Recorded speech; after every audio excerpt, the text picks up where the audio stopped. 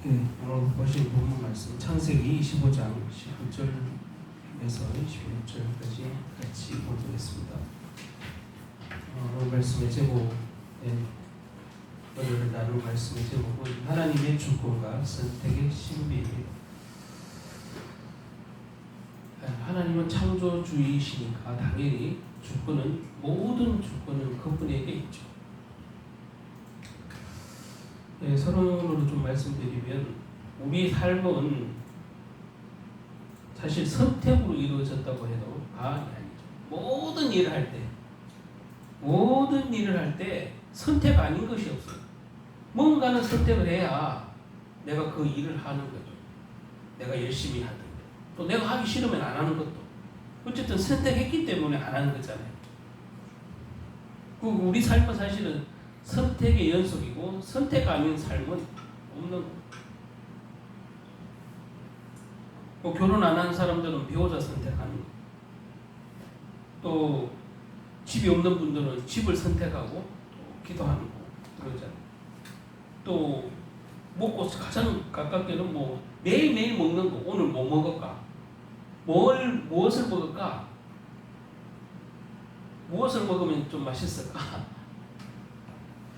먹는 것부터 입는 것까지 자는 것까지 다 선택이잖아요. 그것도 매일매일.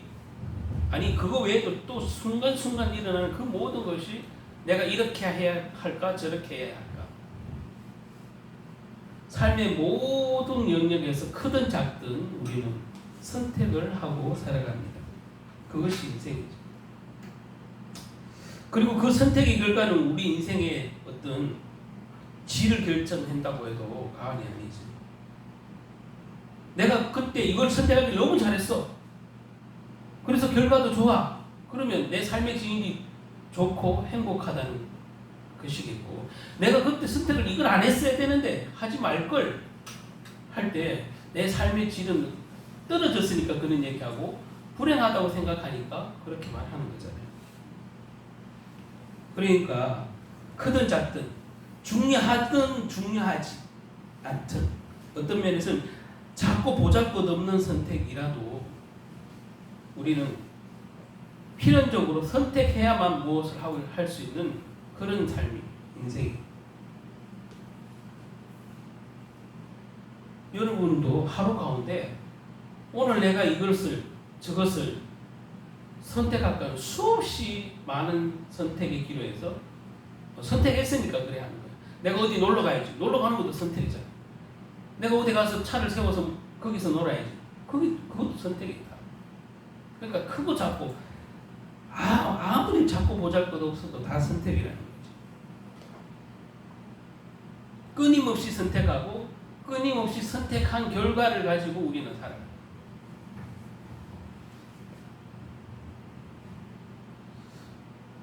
근데 참 생각해보면 재밌는 사실은 아무도 선택을 안 하고 살 수 있는 사람은 없는데, 그러면 우리를 창조하신 하나님은 인간도 자유의지를 갖고 선택하고 사는데 하나님도 본인이 선택권이 있겠습니까? 없겠습니까? 인간의 선택은 유한한 선택이에요. 왜냐하면 환경에 따라 내가 선택을 하잖아요. 환경의 지배를 받아서 내 지금의 환경은 이걸 선택할 환경이 안 돼. 지금의 환경은 저런 찬스에 지금 선택할 환경이 돼. 그래서 대부분의 선택에 미치는 것은 나의 환경이잖아요. 그게 물질이든 사람관계든 어쨌든 그 모든 것이 나를 둘러싼 주변의 환경에 따라 내가 이걸 선택을 할 기회라고 생각을 하거나 이걸 선택하지 말아야 될 기회라고 생각해요. 그렇단 말이에요. 그런데 하물며 하나님도 끊임없이 선택하고 계시는 거야. 우리가 못 느낄 뿐 그분도 하물며 우리도 자유의지 갖고 시시때때로 우리가 선택을 하는데 물론 그게 유한한 환경 속에서 하나님 근데 전능하신 하나님인데 전능하신 하나님이 환경에 지배받아요? 안 받죠. 안 받는데 하나님은 그러면 가만히 계시기만 할까요? 아니에요. 하나님도 끊임없이 선택을 하시는 거예요. 왜냐하면 우리의 그 속성이 자유의지를 가지고 있고 우리가 그 자유의지 선택을 존중받는다는 자체가 우리가 하나님의 형상을 닮았기 때문에 그분처럼 우리도 자유의지를 가지고 선택하는 거예요. 그러면 그분도 우리와 그런 부분에 대해서 우리가 하나님을 닮았기 때문에 그분도 그분의 그 본체 형상, 그분의 하나님의 품성이, 본성이, 그죠? 하나님의 본질도 하나님은 선택하시는 하나님. 근데 그거를 잘못 이해해버리면 억울하다 생각을 해요. 하나님께서 그렇게 선택을 하시면 억울하다 생각을 해요. 왜? 일단 나에게 유익이 없으면 억울한 거예요. 하나님이라 할지라도. 오늘 여기에 오늘 본문 보면 사실 리브가가 그 임신을 못하고 있다가 하나님이 태의 열매를 주셔서 임신하게 됐는데 쌍둥이를 가지잖아요. 쌍둥이를 가지는데 첫 번째 나온 형이 에서고 그 동생이 야곱이. 형은 전신이 그렇게 붉고 털이 많다고 표현되어 있고 동생은 그 형의 발목을 잡고 나왔다고 해서 그렇게 말해요. 그 이름이 지어진 거예요. 일단 본문 조금 더 들여다볼 테지만 사람도 자신의 의지와 생각대로 선택을 하면서 하는데 하물며 하나님은 그분도 하나님의 의지에 따라 그분의 뜻에 따라 하나님이시라면 창조주 하나님이 그런 선택의 여지가 없겠습니까?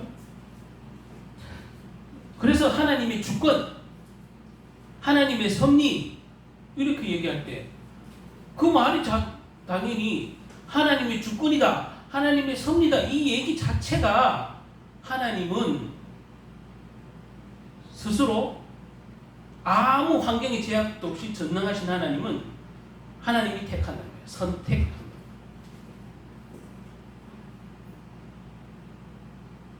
그래서 하나님은 선택하시는 하나님이다. 사실 우리가 선택하면서 살아가는 것이 바로 하나님을 닮은 증거예요. 하나님께서 자신을 닮은 자신의 형상대로 지은 우리에게 그는 인격을, 그는 자유의지를 우리에게 주셨고 그 자유의지에 따라 우리를 선택할 수 있는 존재가 되게 하셨어요. 다만 아까도 처음에 얘기했지만 하나님의 선택과 우리 인간의 선택의 차이점은 우리는 환경의 지배를 받는 선택을 하지만 하나님은 전능하신 하나님이잖아요. 창조주 하나님. 전혀 아무런 제한이 없는 환경의 지배를 안 받잖아 하나님. 전능하신 그거 하나님이 그게 주권이다. 섭리고. 우리 인간은 선택을 하는 데 있어서 하고 싶어도 못하는 게 있고 하고 싶어서 할 수 있는 게 있잖아요. 근데 어떤 면에서는 선택 자체를 안 하고 싶은데 그래도 선택을 강요받는 게 있어요. 왜? 할 수 없는 선택을 내가 이것도 좋지 않고 저것도 좋지 않지만 그래도 둘 중에 어떤 한쪽을 택해야만 하는 약간 억지스러운 선택을 할 수밖에 없는 상황도 있어요. 하나님은 근데 다르죠. 전능하신 하나님. 하나님이 그분의 뜻대로 모든 것을 환경을 초월해서 선택하시는 하나님.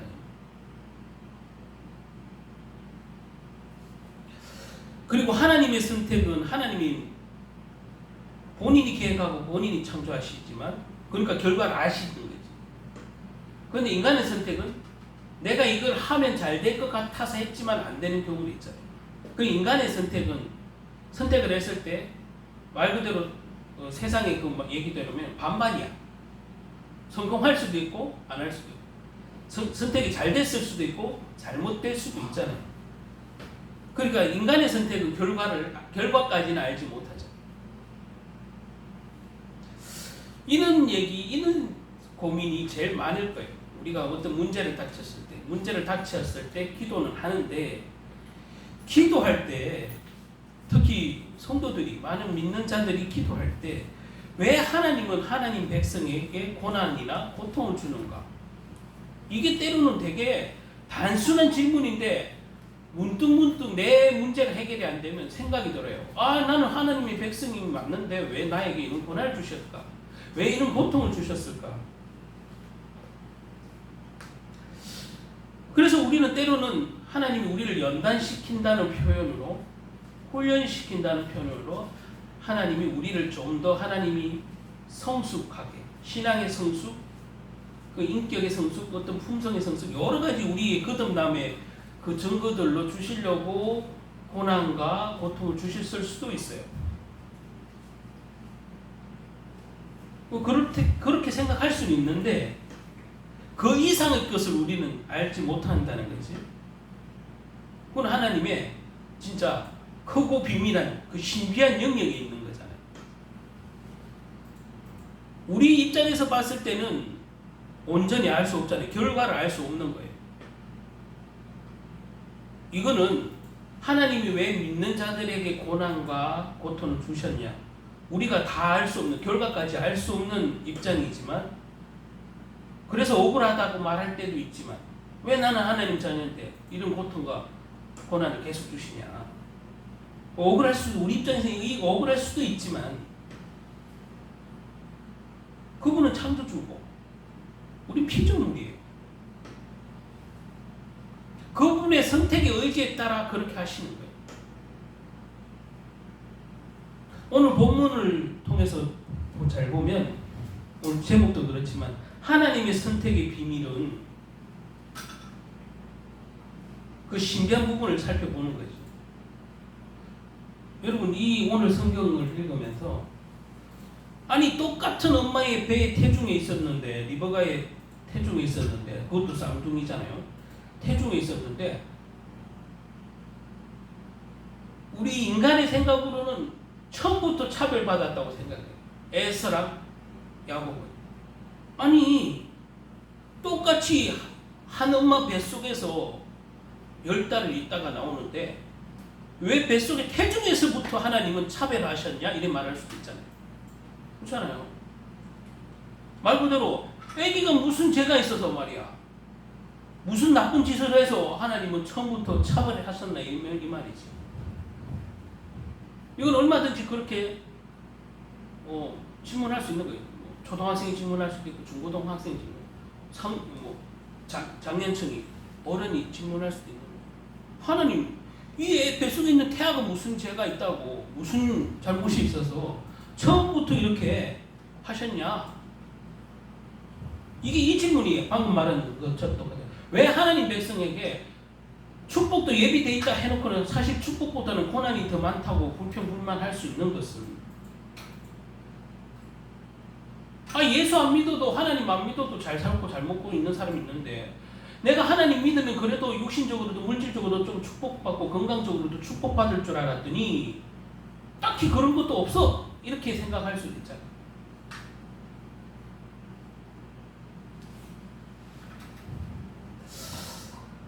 이 오늘 지금 리버가가 출산에 대해서, 이게 출생 사건이잖아요. 그거 이제 나타나는데, 여기서 나타나는 하나님의 선택, 하나님의 주권, 그걸 이제 들여다보자는 거죠. 24장에 보면 아브라함의 아들 이삭의 배우자를 위해서, 지난번 봤죠? 고향 땅으로 종을 보냈던 그 기억이 나죠. 하나님 인도하신 가운데 아브라함의 종은 아브라함의 고향 땅에서 리브가를 만났고, 그 리브가를 가나안 땅으로 데려고 와서 이삭과 결혼을 하게 된 거예요. 이삭과 리브가 결혼을 하긴 했는데 아이가 생기지 않았고, 하나님 앞에 두 부부가 기도했겠죠. 그 응답으로 두 쌍둥이를 가졌죠. 이는 은혜를 입었어요. 그리고 태중까지 그것도 쌍둥이까지 있는 그 은혜를 입었는데, 오늘 우리가 주목하게 되는 것은 하나님께서 이삭의 두 자녀들이 세상 밖에 태어나기도 전에 무슨 하나님의 선택이 있었던 거예요. 하나님의 선택. 이게 리브가가 선택했나요? 이삭이 선택했나요? 아니에요. 하나님이 그렇게 선택하셨어요. 이게 뱃속에 있는 태아를 가지고.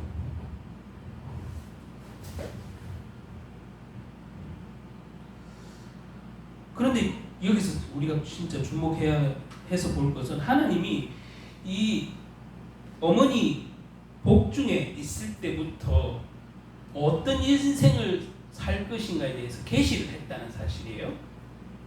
일러주셨잖아요. 두 자녀 중 한 사람은 하나님의 백성으로 선택하신 것이기 바랍니다.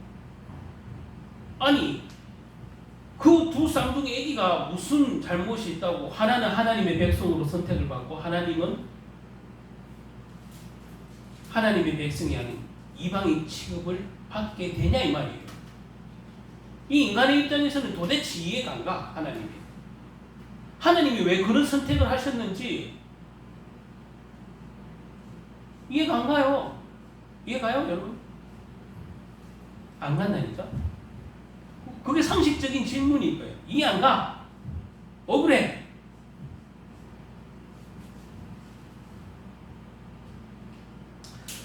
봐요. 이 태중에 있을 때부터 특별히 이삭의 둘째 아들이죠. 그러면 야곱을 그 태어나는 동생 둘째 아들 야곱을 선택하여 하나님의 뜻을 펼쳐가기로 작정하셨단 말이에요. 그게 하나님의 주권이에요. 주권적 선택이에요.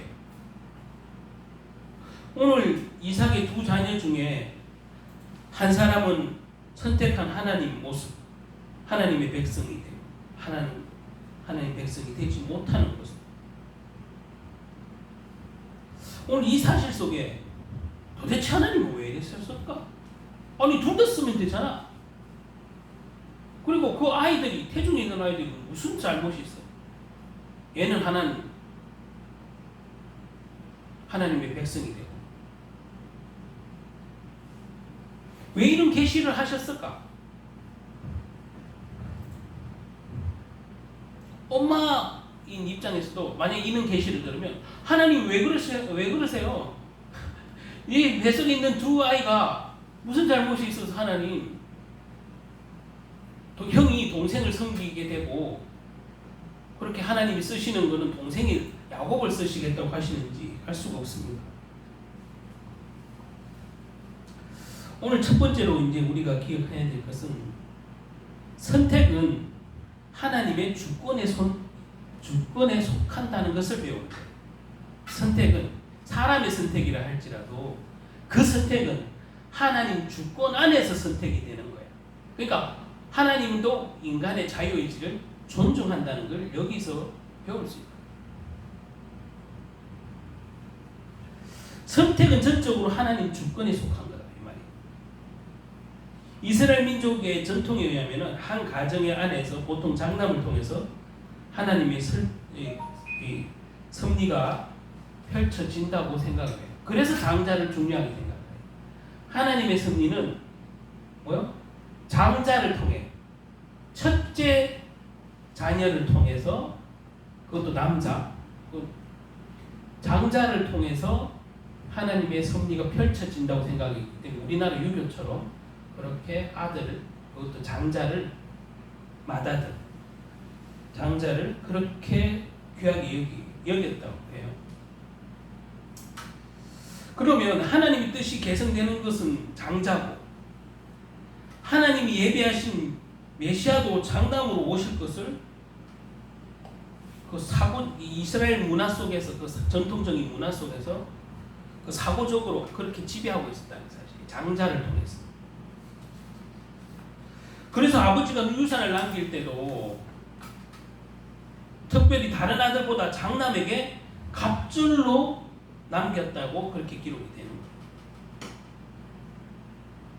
이 이스라엘 백성의 전통이 되었고 이 이스라엘 백성의 상식이 되었어요.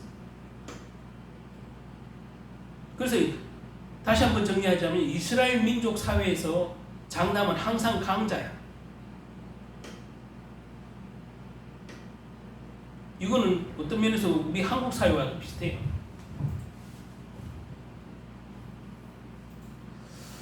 장남은 한 가문에 그야말로 기둥. 이 유교적인 우리의 사상이랑 너무 비슷해. 이스라엘 사상이 그 당시 그 시대적인 상황 속에 강자로 인식되는 거예요. 장자. 그러면 장자 아닌 같은 자녀지만 차자나 그 밖의 자녀들은 일반적으로 약자로 인식이 돼요. 근데 오늘 보세요. 그게 이삭의 아내 리브가가 출산하기 전까지의 이스라엘 상식이야. 문화고 이 사람들의 고정관념이 됐어. 장자를 통해 하나님의 뜻이 개성된다 믿는 그 전통이 이 사람들 이스라엘 백성의 상식이야. 그런데 오늘 여기에 리브가 태중에 있는 아이에게 일어난 일은 그 이스라엘 상식을 깨부수는 일을 일어난 거예요. 이스라엘 상식을 깨부수는 하나님의 주권적인 일이에요. 왜? 장자 아니잖아요. 야곱은 둘째잖아요. 처자잖아요. 차자잖아요. 차자. 근데 그 당시에 아브라함 시대의 상식을 깨버리는 하나님의 계시가 있는 거예요. 동생이 형보다 형이 동생을 섬길 것이다.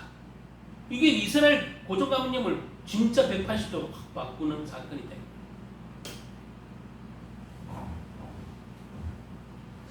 오늘 이게 뭐 나오는 장면, 출산 나왔을 때 장면을 자세하게 기록이 되어 있잖아요.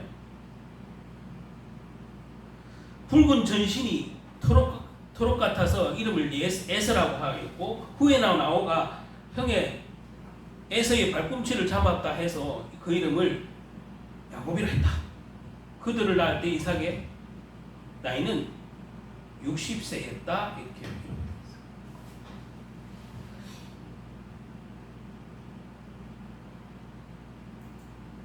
보통 우리는 뭐 실제 본 적은 없지만 보통 쌍둥이들이 나오면 첫째가 나오고 둘째는 나오는데 시간이 좀 있다가 나오는 게 일반적이라고 하잖아요. 리브가의 경우에는 시간을 두고 나온 게 아니라 사실 거의 따라 나오는 거죠. 형의 다리를 잡고 나왔다는 얘기는 바로 출산이 연속해서 이루어진 거니까 바로 나온 거죠. 그 간발의 차이, 그야말로 간발의 차이로 장자고 차남이 되는 거예요. 그리고 장자는 그 집안에 이스라엘 지금 백성이 이삭의 집안의 기둥이 될 것이고 집안의 모든 것을 대부분 물려받을 것이고 그 계승하는 특권, 축복을 하나님 뜻을 펼치게 되는 그 축복을 누리는 그 장자의 특권 에서가 가지게 된 거예요. 사실 육신적으로. 그런데 이게 이스라엘 간 전통이고 상식인데 뭐라고? 완전히 깨져린 거예요. 동생이 장자의 권한을 가지고 형이 동생을 섬기리라. 아기를 낳기도 전에 이런 계시를 하니까 마음이 어떻겠어요? 이스라엘 상식 밖의 계시를 들었을 때 하나님의 뜻이 뭔지 잘 모르겠네.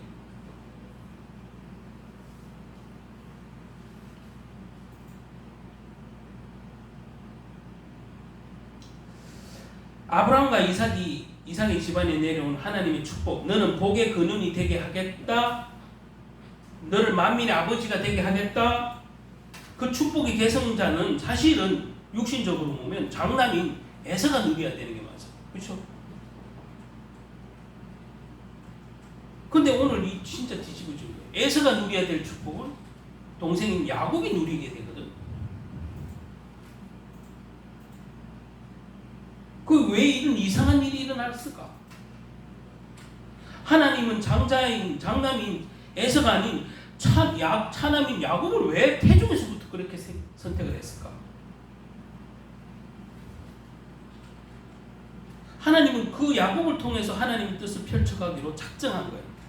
하나님의 주권인데 이 주권이 때로는 이해가 안 가. 23절 다시 한번 보면 여호와께서 그에게 이르시되 두 국민이 네 태중에 있구나. 두 민족이 내 복중에서부터 나누이리라 하고 이 족속이 저 족속보다 강하겠고 큰 자가 어린 자를 섬기겠다 하는 거죠.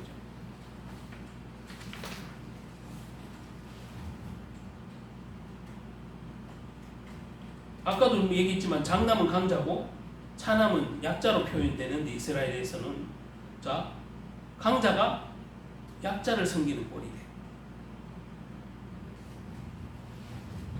약자를 통해서 하나님의 뜻이 펼쳐지는 것을 예언하는 거예요. 약자를 통해서 야곱, 차남 그것이 하나님의 주권이에요. 왜 그렇게 하셨을까? 정답은 하나밖에 없어요. 하나님 그냥 주권이야. 왜 그랬을까? 우리는 알 수 없어요. 구체적으로 완전한 이유는 우리는 알 수 없다고. 왜 야곱을 택했었는지 더 구체적으로 있어요. 여기 성경의 기록에? 없어요. 그냥 그렇게 계시했다고만 되어 있지 구체적으로 왜 야곱을 택했는지는 성경에 기록되어 있지 일단 않아.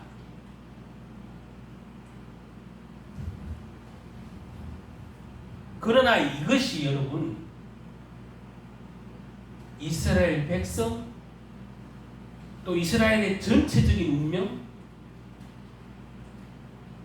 그리고 메시아가 오는 그 사건까지 예표로 주신 게 아닌가 그런 추측이 가능해요. 왜냐하면 이스라엘은 그 주변 국가 중에 가장 약자예요. 그렇잖아요. 그러니까 맨날 포로 속고 이스라엘은 그 주변 나라보다 항상 약자야. 여기서 터지고 저기서 터지고 여기 포로로 가고 저기 노예로 가고 속고개로 잡히고 그게 이스라엘 백성의 운명과도와 같은 일이에요. 역사적으로. 그런데 하나님의 섭리는 약자가 강자를 이깁니다.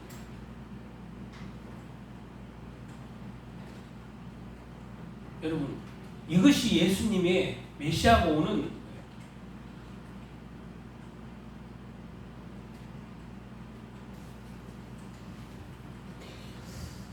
이스라엘 지금 결과론적으로 봐도 이스라엘 백성이 지금 이스라엘이 독립국가 된 지가 우리나라랑 비슷해요. 근데 이스라엘이 그렇게 속국으로 포로로 나라도 없이 떠돌아다니다가 겨우 독립한 지가 우리나라랑 비슷하다.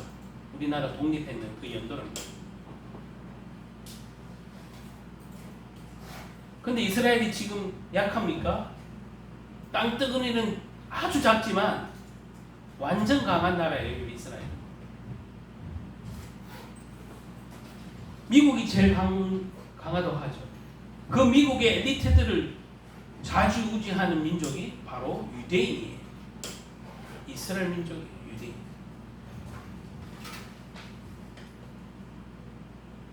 하나님은 강자도 쓰시지만 약자도 쓰실 수 있다는 사실이에요. 세상의 논리는 강자가 항상 살아남지만 하나님의 섭리는 약자가 강자를 이길 수도 있다는 것을 보여주는 거예요. 이건 하나님의 선택이에요. 주권이에요. 세상에는 강자가 많이 살아요. 약자가 많이 살아요. 약자가 더 많이 살잖아요. 그게 물질이든 권력이든 뭐든 약자가 더 많이 살아요. 여러분. 그런데 약자를 쓰시는 하나님을 쳐다보면 그래서 희망을 가질 수 있는 거예요. 초대교회가 그야말로 무슨 힘이 있어요?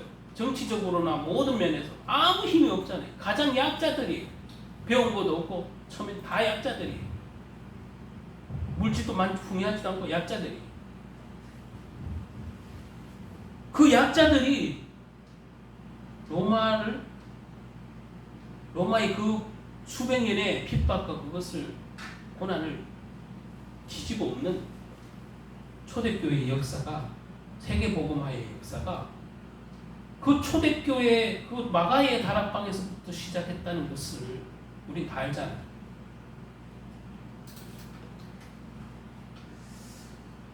하나님은 약자로 보이는 어떠한 사람 쓰실 수 있다는 사실과 세상의 논리로 늘 강자만 이길 것이다, 강한 자가 이길 것이다는 그 세상의 논리를 뒤집어 엎는 게 하나님의 섭리다.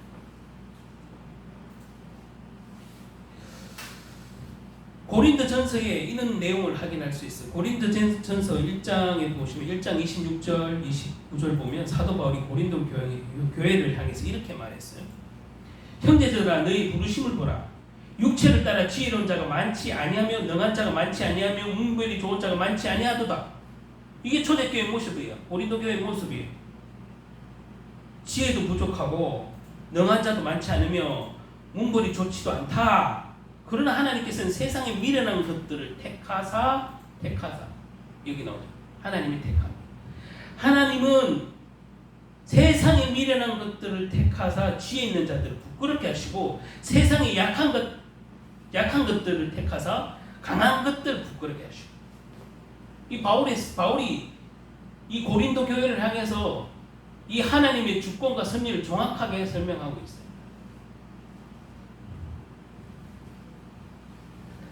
하나님께서 세상에 천한 것들과 멸시받는 것들과 없는 것들을 택하사 있는 것들을 패한다.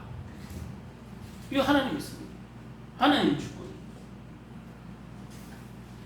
이는 아무 육체도 하나님 앞에 자랑하지 못하게 하려 하심이다. 이렇게 결론을 합니다. 하나님이 선택하셔서 쓰시는 사람들은 말 그대로 뜻밖의 지혜로운 자보다 문벌이 좋은 자보다 돈 많은 자보다 없는 자들이 더 많다고 고백하고 있는 거예요.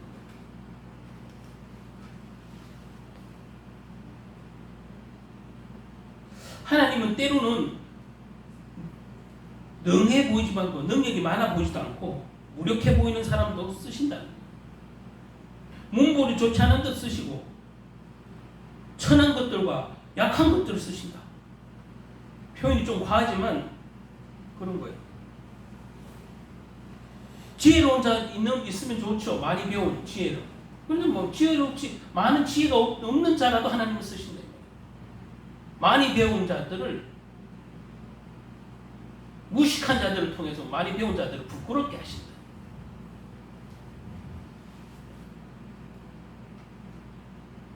고린도전서에 의하면 부족하고 약한 자들을 들어 쓰셔서 지혜롭고 강한 자들을 뒤집어 엎는다 이 말이잖아요. 깜짝 놀라게 할 것이다 이 얘기예요.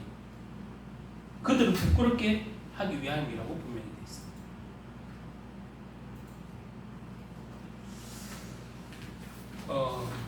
그래서 하나님은 세계복음화도 약한 자를 써서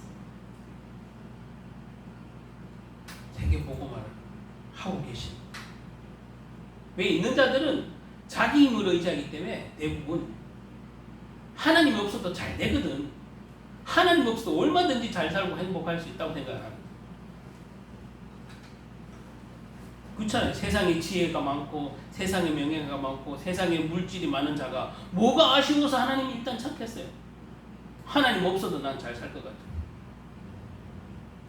하나님 없어도 행복하다고 말할 수 있는데 이 세상으로 풍족한 사람은 그래서 하나님을 찾기 어려워요. 물론 부자도 예수님 믿어야 되고 부자도 하나님 자녀가 되면 더 그 물질을 가지고 그 세상의 지혜를 가지고 또 세상의 어떤 명예를 가지고 하나님을 영광되게 나타낼 수도 있어요. 물론 부자들을 폄하하려고 하는 얘기가 아니에요. 많이 배운 학식이 높은 자들을 폄하하려고 얘기하는 건 아니에요. 다만 세상의 상식으로 뒤집어 엎는 일은 하나님 안에서 다 일어나는 거예요. 예수님이 제자 12제자 봐요. 예수님이 선택하셨지만 그들이 문벌이 좋은 사람은 딱 한 사람 있어요. 누가? 의사. 그 당시 물질과 명예 다 가지고 있는, 실력까지 다 갖고 있는 누가 하나밖에 없어요. 그나마 조금 배웠다고 하는 건 누군 뭐예요? 세리, 마태. 그렇잖아요.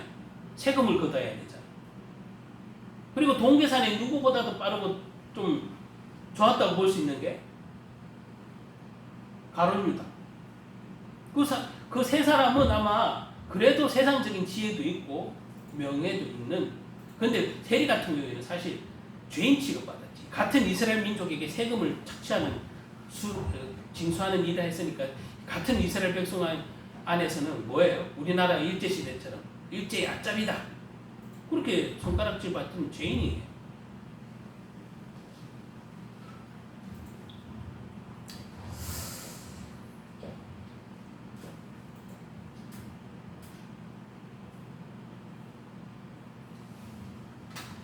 우리가 똑똑한 사람이 똑똑하면은 저 사람 원래 똑똑해, 공부 많이 했어, 저 사람 원래 똑똑해, 서울대 나왔어, 하버드 나왔어, 뭐 그렇게 말할 수 있잖아요. 근데 전혀 학벌이 없는 사람이, 여러분,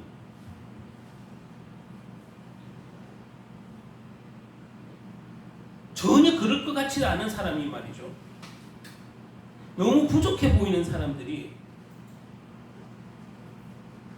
그 많이 배우고 똑똑한 사람들과 만약에 어떤 논쟁을 했을 때 이길 수 있을까요, 없을까요? 이거는 하나님 안에서는 가능해요.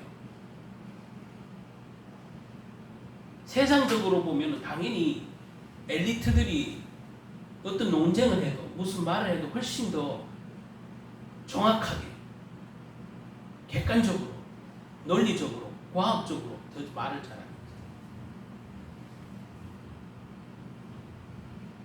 그러나 하나님 안에서는 은혜 받은 자가 더 강하다는 사실.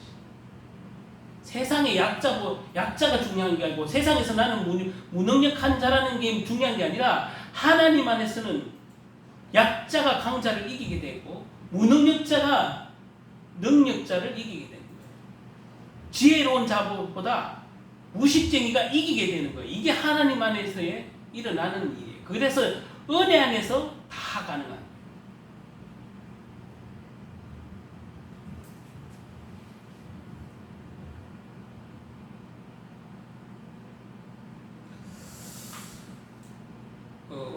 어떤 성자 얘기인데,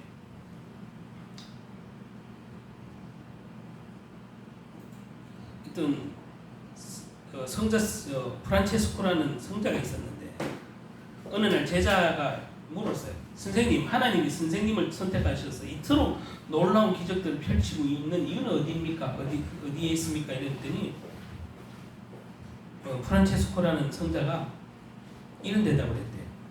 어느 날 하나님이 이 지구상에 내려다 보셨는지, 그런데 참으로 연약하고 겁이 많고 소심하고 부끄럽고 아무 일도 못하고 있던 나를 보신 거야. 그리고 하나님은 박수를 치셨어. 그래, 바로 저 사람이야. 내가 저 사람을 통해서 나의 강함과 지혜로움과 놀라움을 나타낼 거야. 그것이 내 생각에 할 수 있는 그분이 나를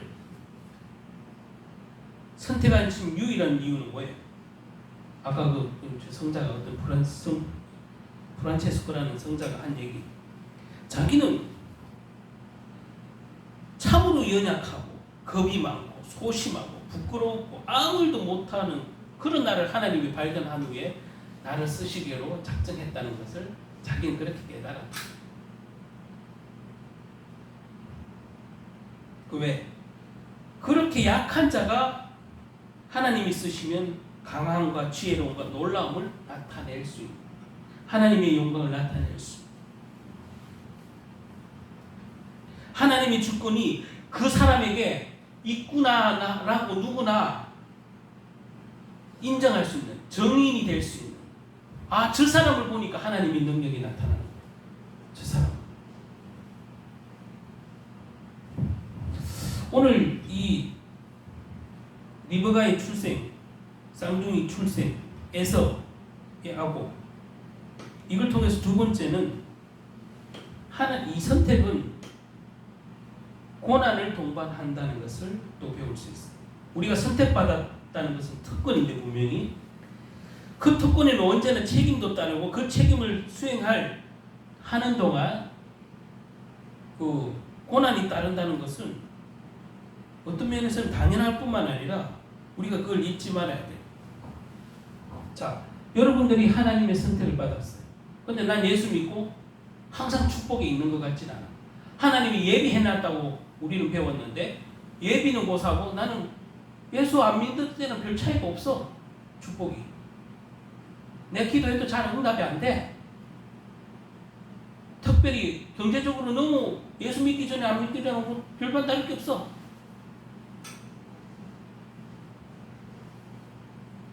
그런 생각을 해보면 아니 하나님이 선택하셔놓고 막 쏟아붓는다고 성경에 있다고 목사님들이 그 많은 설교를 해냈는데 왜 나에게 육신적인 철부 이게 축복이 쏟아붓지 않을까? 그걸 받았다고 반증하는 사람들도 많은데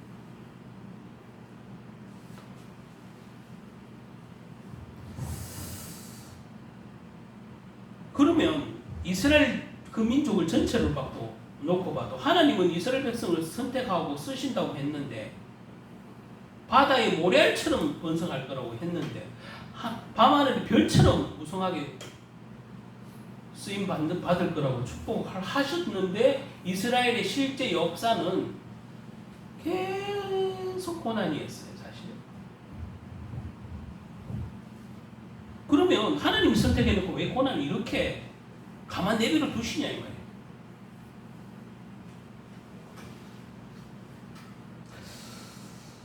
그러면 여러분을 하나님이 그럼 하나님 입장에서 여러분을 선택할 때 이스라엘 선택할 때 심심해서 했을까요?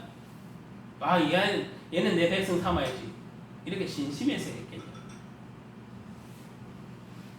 아니면 아무 그냥 뒤에는 계획이 없고 그냥 이유 없이 여러분을 선택하시고 하나님의 백성이라 하시느냐면 예수 믿으면 하나님 백성이 된다.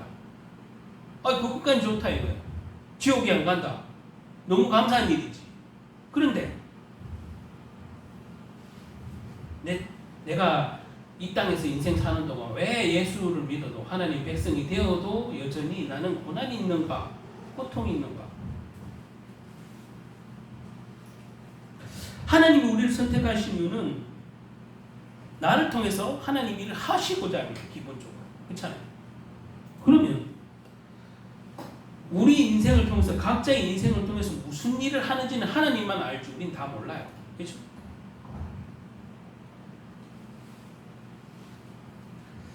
오늘 21절 한번 보면 이삭이 그의 아내를 임신을 하지 못함으로 그를 위하여 하나님 여호와께서 간구하매 여호와께서 그의 간구를 들으셨으므로 그의 아내가 리브가가 임신하였다. 이렇게 되어 있습니다.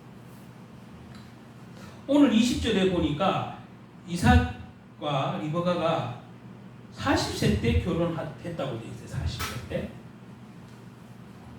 근데 이삭 자녀를 낳은 때는 26절 보니까 60세야. 여러분 그렇다면 뭔 말이에요? 20년 동안 불임이라는 얘기예요. 그렇죠? 결혼할 때 40년인데 오늘 낳았다는 그 연도를 보니까 60세니까 20년 동안 불임이야. 그러면 얼마나 고통당했겠냐고 리브가가. 예? 여러분 그렇지 않아요? 선택한 하나님의 백성의 그 아내로서 이삭의 아내로서 채택이 되고 선택을 받아서 왔는데 금방 태의 열매를 주실 줄 알았더니 20년 동안 불임이야. 20년 동안. 얼마나 여인으로서 힘들었겠냐. 얼마나 20년 동안 또 하나님께 간절히 기도했겠냐. 기다렸고. 근데 한꺼번에 오늘 2명의 태를 얻는 거죠. 또 얼마나 기뻤겠어요. 이 두 쌍둥이라는 자체 소식이 얼마나 기뻤겠냐. 이 리브가는 이거 말할 수 없겠지. 이삭도 마찬가지고. 이것이 축복이고 특권임은 틀림없지만 마냥 기뻐할 만한 사실이 아닌 것이 지금 계시를 통해서 알려져요. 22절 23절 그 아들이 태 속에서 서로 싸우는지라. 태 속에서부터 이미 싸웠다고 되어 있어요. 표현이. 틀 속에서 서로 싸우는지라 그가 이르되 이럴 경우에는 내가 어찌할꼬 하고 가서 여호와께 묻자온데 여호와께서 그에게 이르시되 두 국민이 네 태중에 있구나 두 민족이 네 복중에 있구나 나누이리라 이 족속이 저 족속보다 강하겠고 큰 자가 어린 자를 섬기겠다. 뱃속에서 애가 싸우는 것 같다고 돼. 그래서 뭐 지금처럼 초음파가 있는 건 아니고 뭘 아는 것도 아닌데 여호와께 리브가가 물었는데 하나님이 네 태중에 백성이 2명이라서 그래 그렇게 얘기했다는 거지. 뱃속에서 싸우는 이유가 두 민족이 싸우는 걸 예표하는 거잖아요.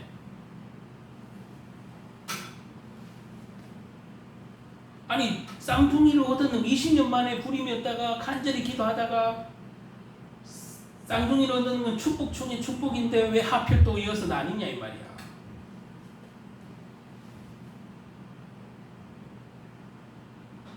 구약에서 이스라엘과 에돔 사이의 갈등과 오늘날까지 그것이 이어지는 거예요. 에돔. 에스라고 나오잖아요. 이게 에돔이에요. 에돔. 이스라엘과 에돔 사이의 갈등이 오늘날까지도 이어지고 있는 거예요. 이 섭리가 지금도 여전히 작동이 되고 있는 거예요. 이스라엘과 아랍 간의 민족의 분열을 그게 예언이야. 지금 이스라엘하고 모든 아랍과의 관계는 적대국이에요.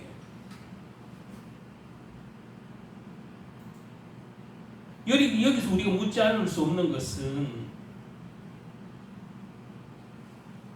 하나님은 왜 하필 그렇게 섭리하신단 말입니까? 왜?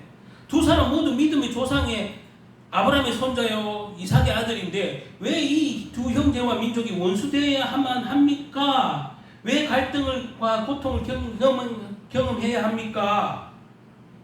이런 질문 나오잖아요. 그러면 이거에 대해서 확실하게 대답을 해줄 수 있습니까? 저도 못해요. 정확한 대답은 아무도 몰라요, 사실.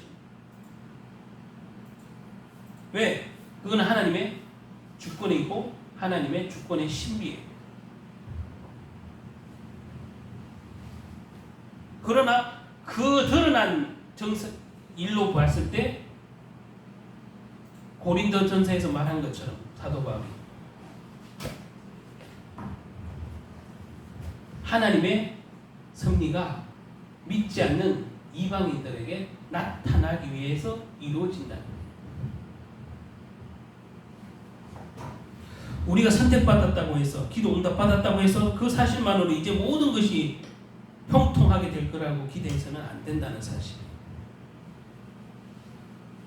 우리는 하나님의 선택을 받은 예수 그리스도로 말미암아 하나님 자녀가 됐지만 은특권이기도 하지만 은혜를 받은 거지만 하나님의 선물이지만 마냥 좋아할 수 없는 것은 선택을 받았어도 고난과 고통은 있을 수 있는 거예요.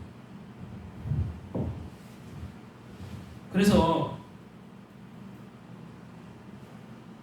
믿는 자들이 하나님의 백성들이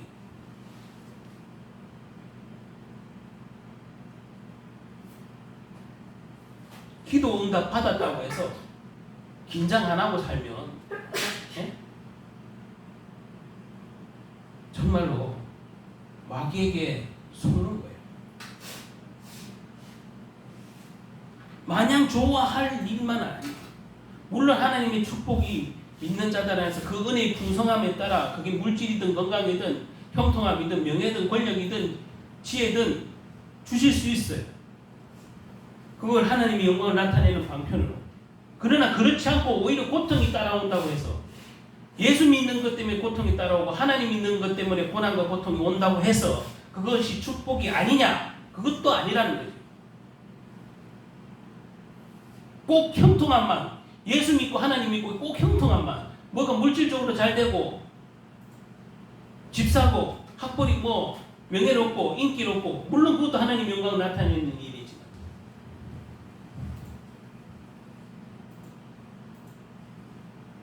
하나님은 그 약한과 그 아까 고린도전서에 나오는 베드로의 사도 바울의 고백처럼 무식한 자를 쓰셔서 지혜로운 자를 부끄럽게 하시고 없는 자를 쓰셔서 있는 자를 부끄럽게 하시고 하나님이 계시다는 사실을 나타나기 위해서 그렇게 한다고 사도 바울이 얘기해요. 하나님의 계획은 다 할 수 없고 왜 하나님이 그렇게 선택하셨는지 완벽하게 말해줄 수 있는 사람은 없어요. 오늘 에서가 무슨 죄를 지어서 이렇게 표현할 수 있잖아요. 제가 처음에 말한 것처럼 에서가 태중에 있는 애가 무슨 죄를 지어서 야곱만 선택을 하나님이 하시고 에서를 아니면 둘 다 선택하시면 더 좋았을 것을 얘기할 수 있잖아요. 그러나 그거에 대한 완벽한 답은 아무도 줄 수 없다는 사실.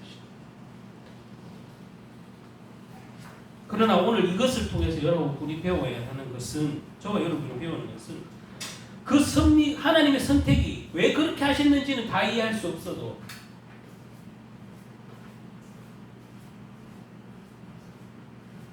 세상에서 가장 연약하고 무능력하고 약한 자를 통하여 하나님의 섭리가 세상의 섭리보다 더 강하다는 사실을 보여준다는 거죠. 세상의 이치보다 하나님의 이치와 하나님의 그 섭리와 하나님의 선택이 더 세상보다 강하다는 것을 알려줘요.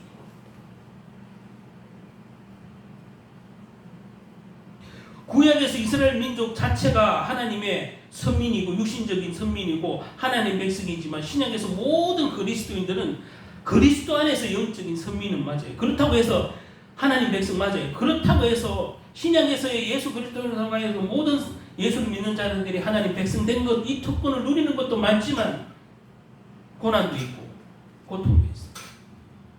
그렇다고 이것이 망했느냐? 아니잖아요. 결국에 망한 게 아니에요. 예수 믿고 하나님 믿고 내가 이전보다 더 잘 되지 않아도 망한 게 아니라고. 절대 그리스도인이 되었다고 해서 무조건 형통함, 육신의 형통함, 육신의 성공 이게 전개되어야 된다면 예수님이 말라 죽고 계신 그걸 위해서 죽은 게 아니잖아요. 예수 그리스도의 실제적인 십자가의 능력은 뭐예요?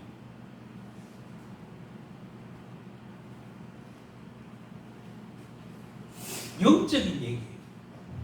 예수님이 예수 믿는 자에게 단지 축복을 주기 위해서 십자가에 돌아가신 게 아니라는 사실이에요. 예수님의 승리가 곧 우리의 승리예요. 궁극적으로 뭐예요? 죄와 사망의 법으로부터 우리를 해방시키는 게 궁극적인 목적이에요.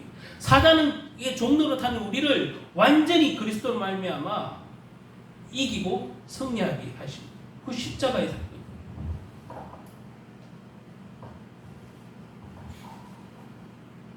십자가의 고난을 통해서 예수님도 승리하셨듯이 믿는 자들이 하나님 백성들이 비록 십자가와 지는 것 같은 고통과 어려움이 있을지라도 예수님이 승리가 곧 우리의 승리인 것처럼 우리도 고난과 어려움을 통해서 곧 승리하리라. 이것이 우리에게 가르쳐주는 영적인 메시지네. 베드로전서 1장 1절 2절 보면 우리는 이 사실 때문에 고난을 이길 수 있고 그 가운데서 고난의 의미를 발견할 수 있다는 사실이에요. 초대교회 당시에 많은 초대교회 성도들 교회가 핍박과 고난 무조건 순교를 강요받던 시절이에요.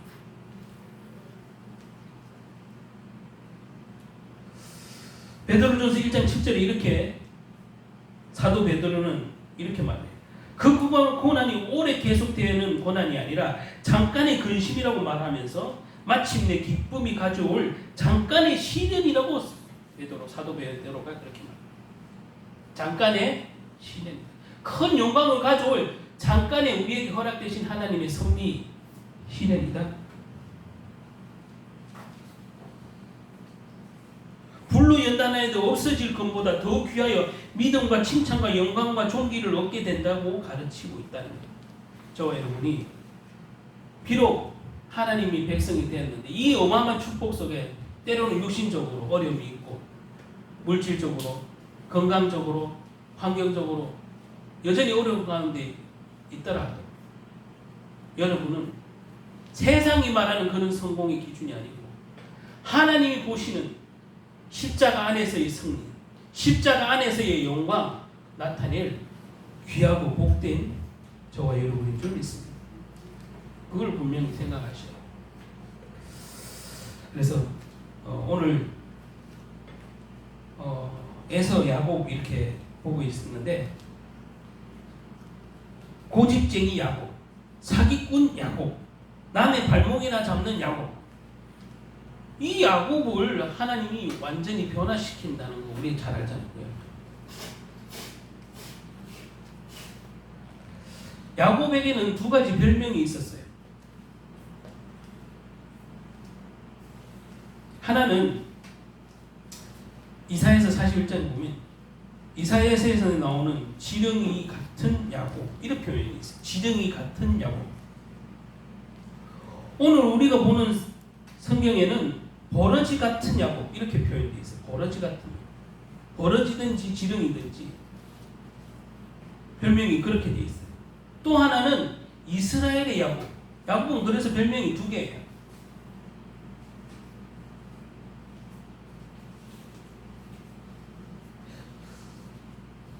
여러분, 버러지 같은 야곱이라고 표현할 때는 이건 참으로 더럽고 징그러운 야곱의 변화되지 않는 이전의 모습이라면, 이스라엘의 야곱, 여러분, 야곱이 이스라엘이라고 하나님이 그렇게 하시죠. 너는 이제 야곱이라 하지 말고 이스라엘이라고 할 때 그 이스라엘의 야곱은 변화받고 새로워진 야곱이잖아요. 이게 믿는 그리스도인들의 모습이에요. 예수 안에서. 그래서 마침내 야곱이 변했어요, 안 변했어요? 마침내 변했어요. 여러분들도 예수를 만나기 전에 삶과 모습에서 변한 거예요. 거듭난 거예요. 그래서 예전에는 버러지 같은 우리 인생이 진짜 이스라엘이라는 그 야곱의 별명처럼 여러분이 영적인 이스라엘이 된 거예요. 맞잖아요. 그걸 예표하는 거예요, 이 모든 사건. 저와 여러분은 영적인 이스라엘. 사람을 변화시키는 거예요. 그건 하나님 손에 있어요. 하나님이 왜 그렇게 선택하셨는지는 우리는 다 알 수 없지만 결국에는 우리를 왜 불렀느냐, 아까 서론에도 말했다시피 심심해서 불렀나? 뭐 하려고 불렀나? 여러분의 하나님의 영광을 나타내려고 불렸다는 사실이 가장 최종적인 결론입니다. 하나님의 영광. 지금은 비록 고통 중에 있을지라도, 좀 고난 속에, 여러분 영원한 영광의 그 존귀와 영광을 위하여 여러분들이 지금 쓰임받고 있다는 사실은 분명하다. 이 사실을 깨달았다면 여러분이 지금 하나님의 백성인데도 불구하고 좀 고난과 이 시련이 있다고 할지라도 여러분은 하나님이 선택하신 하나님의 백성이고, 그 선택의 기쁨만 생각하지 말고 나를 선택하신 하나님의 뜻을 내가 날마다 구하고, 하나님의 뜻을 구한 그것을, 나에게 주신 사명을 내가 어떻게 하나님께 잘 쓰임받을까, 하나님께 영광 돌릴까, 그걸 하나님께 기도해야 돼요.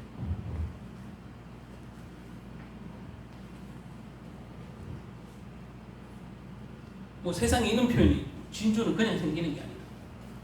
조개가 조개의 입장에서 수많은 어려움과 고통을 겪고 난 다음에 조개 안에 아름다운 진주가 만들어지는 것처럼, 여러분, 저와 여러분이 하나님이 허락하신 그 때로는 물과 같고 불과 같은 그 연단 속에 눈물도 참 많이 흘리고, 여러분이 참 고통스러워하고 그랬지만, 또 앞으로도 있을 거지만, 하나님이 허락하신 그 모든 연단과 그 과정 속에 여러분 안에 하나님이 쓰실 만한 진주와 같은 그 보화를 주시기 위함이다, 이 말이에요. 정말 우리의 그 삶은 하나님의 섭리 가운데 사는, 하나님의 선택과 하나님의 부르신 가운데 사는 저와 여러분인 거예요. 그래서 귀하다, 이 말이에요. 고통이 있어도 하나님 뜻이고, 고통이 없어도 하나님 뜻이고, 육신적인 형통이 있어도 하나님 뜻이고, 육신적인 형통이 없어도 하나님 뜻이에요. 그걸 다 할 수는 없어요. 그러나 분명한 것, 최종 결론은 저와 여러분은 하나님 영광 나타내기 위해서 땅 끝까지 내 증인 되기 위해서 예수님도 불렀다고 말씀하신 것처럼 저와 여러분은 반드시 하나님의 뜻을 나타내고 하나님의 영광을 나타내고 여러분이 생명의 면류관을 얻게 하려고 하나님이 나를 그렇게 하고 계신다는 사실이 분명하다는 거죠. 마지막 주님 앞에 서는 그 순간 여러분이 심판주로 계시는 그 예수님을 볼 때 그 순간에 여러분에게 존귀와 영광과 생명의 면류관을 줄 그분을 위해서 여러분이 지금도 쓰임받고 있다는 사실이에요. 이 확신 속에 여러분이 합당한 인생을 살게 되는 저와 여러분 되시기 바랍니다. 그래서 하나님의 영광이 여러분을 통해 나타나는 것이 하나님의 주권과 선택이에요. 저와 여러분은 누가 뭐래도 하나님의 영광을 나타낼 하나님의 백성입니다. 기도하겠습니다. 하나님 감사합니다. 오늘 귀한 말씀 감사합니다. 두서없이 말했더라도 하나님은 정말 모든 것은 하나님의 말씀으로 받게 하시고 듣는 자나 받는 자가 복이 되게 하시고 하나님의 주권과 승리 가운데 하나님의 영광을 나타낸 하나님의 백성이 오늘 겪는 이 어려움과 때로는 고난과 시련은 영원히 썩어 없어질 것으로 여기지 아니하는 그 생명의 면류관을 얻고 하나님께 잘했다 칭찬받을 그날에 정말 영광과 존귀를 얻을 우리 성도님들의 모든 삶이 되어지기를 예수님의 이름으로 축복하고 기도합니다.